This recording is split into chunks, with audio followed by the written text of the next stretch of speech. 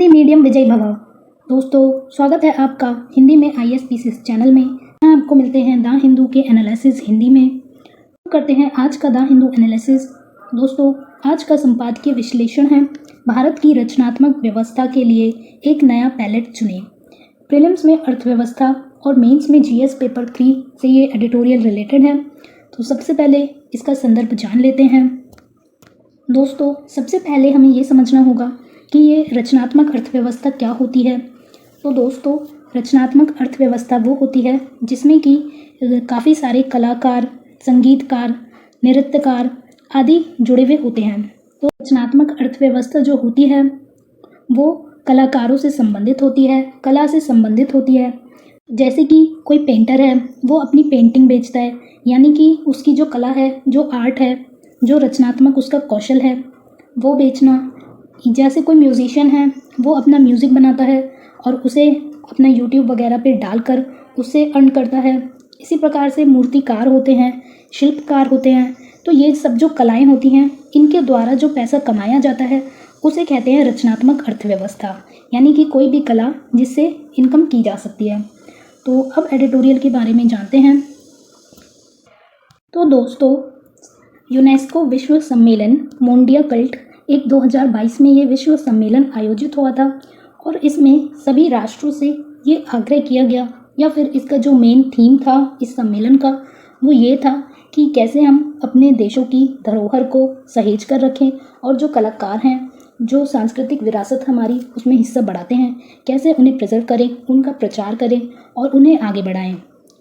साथ ही जो हमारा डिजिटल प्लेटफॉर्म है, टेक्नोलॉजी है, उसने काफ़ी हद तक जो कलाकार हैं, कारीगर हैं, उन्हें अपनी कला बेचने में सक्षम बनाया है। जैसे कि काफ़ी सारे लोग जो हैंड पेंटिंग करते हैं या फिर कोई बेडशीट पे अपने हैंड से उसे प्रिंट करते हैं, कुछ क्रिएटिव आर्ट या क्राफ्ट बनाते हैं, उन सब ने ज़्यादातर फेसबुक और इंस्टाग्राम इन सब पे, यूट्यूब पे अपने डाल के जो इनकम की है उससे और ज़्यादा आगे बढ़ाया जाना चाहिए।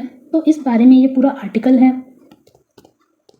तो इसमें बताया गया है कि ये जो क्षेत्र है इस पर सरकार को ध्यान देना चाहिए, क्योंकि हमारे देश में बहुत कलाकारी लोग हैं, काफ़ी सारी कलाएं हैं और उन्हें अगर हम एक प्लेटफॉर्म देंगे, उनके लिए अगर हम एक अच्छा जरिया बनाएंगे तो उन लोगों को तो फ़ायदा होगा ही। साथ ही जब लोग उस कला को खरीदेंगे, यानी कि पेंटिंग्स हैं, म्यूज़िक है, उन सबको वो कंज्यूम करेंगे, उसे वो अपने लिए खरीदेंगे, तो उससे हमारी जो इकोनॉमी है वो भी बढ़ेगी और जो कलाकार हैं उनको भी एक बूस्ट मिलेगा, उन्हें पहचान मिलेगी। तो इसमें ये बताया गया है। साथ ही इसमें एडिटोरियल में बताया गया है कि जो कलाकार होते हैं उनके सामने कुछ चुनौतियां होती हैं, जैसे कि आर्थिक स्थिरता से संबंधित।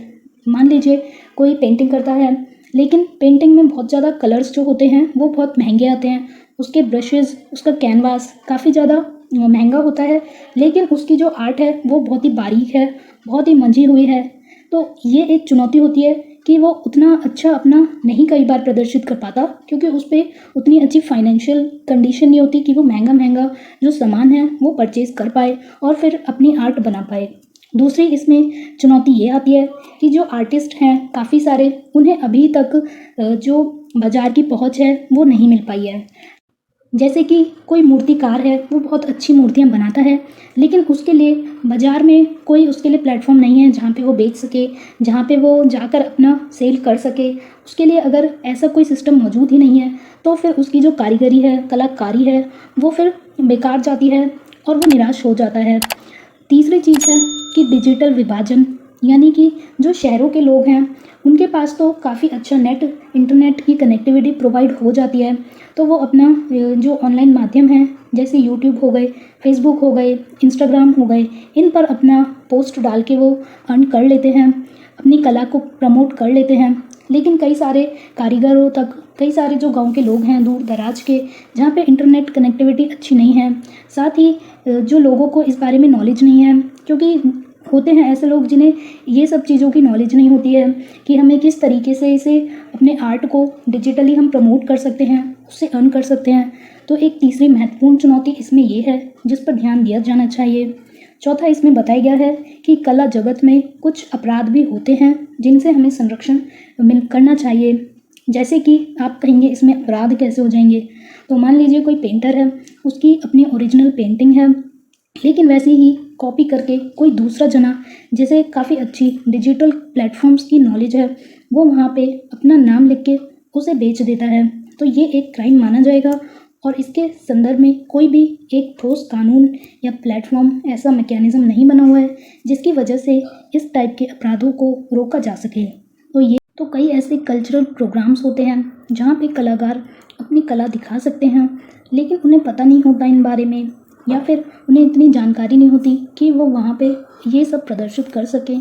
तो ये भी एक इसमें चुनौती होती है कि सांस्कृतिक कार्यक्रम के जो आयोजन होते हैं उनमें वो नहीं पहुँच पाते हैं, और कई बार अगर वो पहुँच भी जाते हैं तो जो उनमें चयन किया जाता है उसमें कई बार अपारदर्शिता होती है, जिसकी वजह से वो पीछे छूट जाते हैं। तो ऐसे जो लोग हैं उन पर ध्यान दिया जाना चाहिए।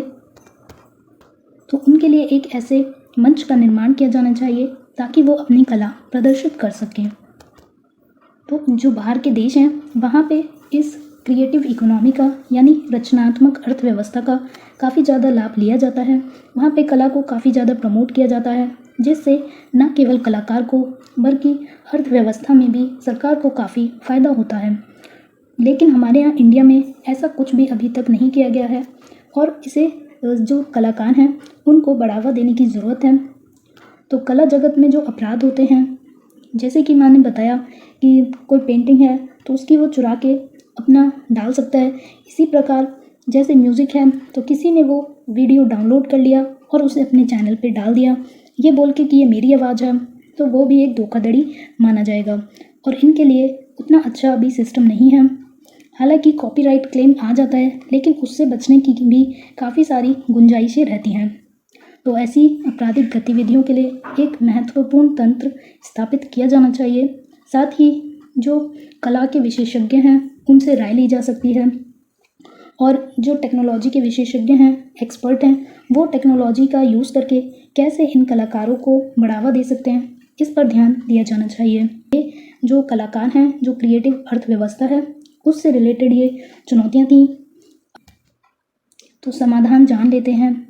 इनके लिए सुरक्षा के उपाय बढ़ाने चाहिए, अंतर्राष्ट्रीय सहयोग दिया जाना चाहिए। जैसे कि बाहर के जो लोग हैं वहाँ पे जिस तरीके से कला का प्रदर्शन होता है, वैसा ही सहयोग यहाँ दिया जाना चाहिए। जनता में अवेयरनेस दी जानी चाहिए कि वो कैसे अपना ऑनलाइन डिजिटल जो प्लेटफॉर्म हैं उनका यूज़ कर सकते हैं।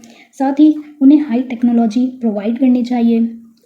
इसके अलावा इन कलाकृतियों के लिए एक ऑडिट होना चाहिए, ताकि जो कला है उसका संरक्षण हो, उसका आगे प्रमोशन हो, वो प्रचार की जाए।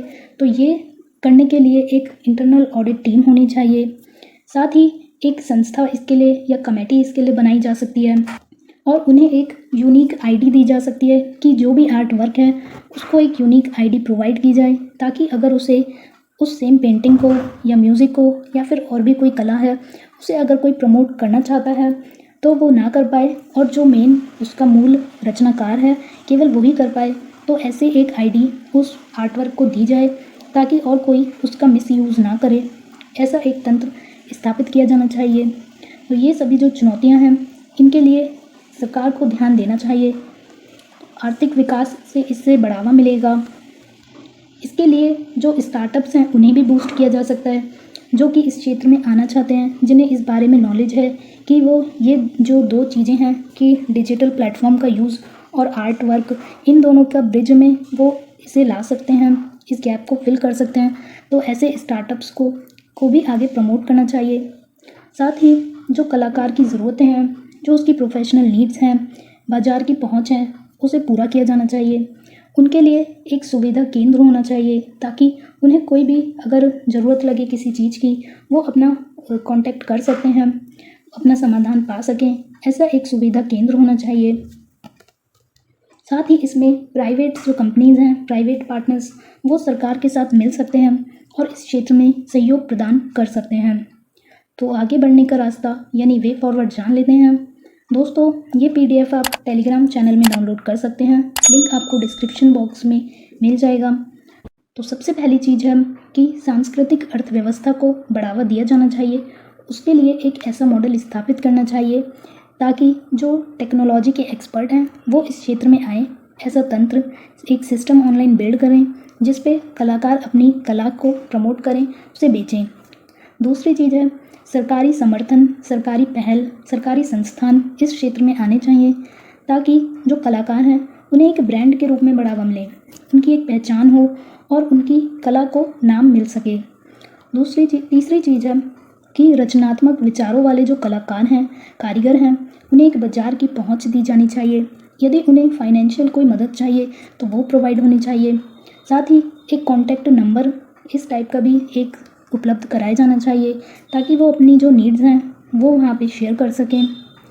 साथ ही मौजूदा जो संस्थान हैं कुछ, उनको और ज़्यादा बढ़ावा दिया जाना चाहिए। तो एक ऐसा नेटवर्क पेश किया जाना चाहिए जिससे कि इस क्षेत्र में इसका सशक्तिकरण हो और जो रचनात्मक उद्यमी हैं, यानी कि इस क्षेत्र में आने वाले जो नवीन स्टार्टअप्स हैं, उन्हें व्यावसायिक प्रशिक्षण भी दिया जा सकता है, यानी ट्रेनिंग प्रोवाइड की जा सकती है, नए प्रोजेक्ट्स उसमें विकसित किए जा सकते हैं और काफ़ी सारी नई चीज़ें एक्सपर्ट्स के द्वारा उन्हें समझाई जा सकती हैं जिससे वो इस क्षेत्र में आगे काम करें।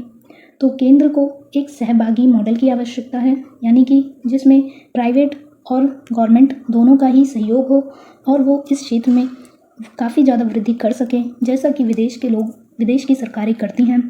तो ICT यानी इंफॉर्मेशन एंड कम्युनिकेशन टेक्नोलॉजी, इसके उपकरणों का अच्छा यूज़ किया जाना चाहिए। डेटा एनालिटिक्स का भी इसमें इस्तेमाल किया जा सकता है क्योंकि काफ़ी सारा जो डेटा होता है इकट्ठा, उसका जब एनालिसिस किया जाता है AI के द्वारा तो वो चीज़ों को और ज़्यादा सही कस्टमर्स तक प्रमोट करता है।